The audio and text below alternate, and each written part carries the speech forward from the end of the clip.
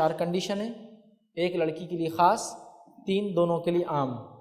پہلی کنڈیشن جو لڑکی کے لیے خاص ہے، ولی کا راضی ہونا۔ کوئی لڑکی کا نکاح بغیر اس کے ولی باپ زندہ ہے تو باپ ہوگا، باپ کی غیر موجودگی میں پھر وہ دادا پہ جائیں گی یا چچا پہ آ جائیں گی ولایت، جو بھی بہرحال سمجھدار عاقل بالغ طاقت رکھتا ہوا ہے۔ وہ نہ ہونے کی شکل میں ماموں اور نانا کی طرف چلے جائیں گی ولایت۔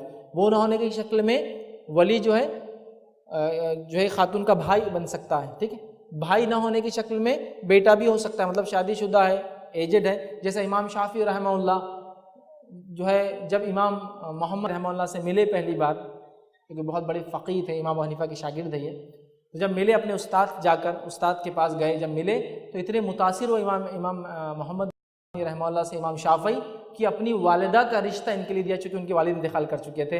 امام محمد نے قبول کیا اور امام شافعی نے اپنی والدہ کا نکاح پڑھایا امام محمد کے ساتھ، ٹھیک ہے۔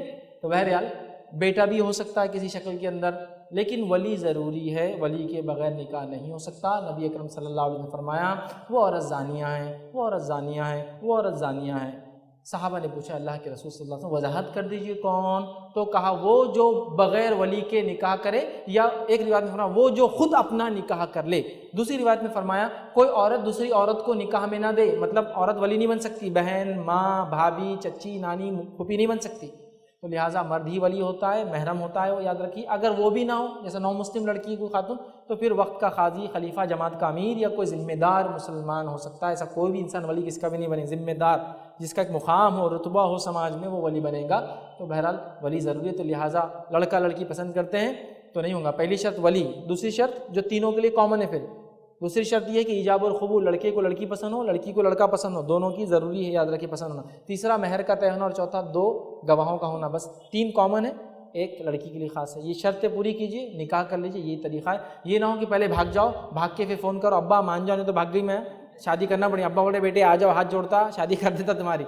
یہ نہیں ہوتا، یہ منانا نہیں ہے، ولی کی رضامندی نہیں، ولی کو راضی کرو، انتظار کرو، سمجھاؤ، مناؤ، یہی اس کا طریقہ، اس کے علاوہ کوئی دوسرا طریقہ اسلام میں نکاح کا نہیں ہے، یاد رکھیے۔ اگر کوئی کرتا ہے تو غلط ہے، اگر کیا ہے تو اللہ سے سخت توبہ کرے اور اپنے ولی کو اب جا کے منائیں۔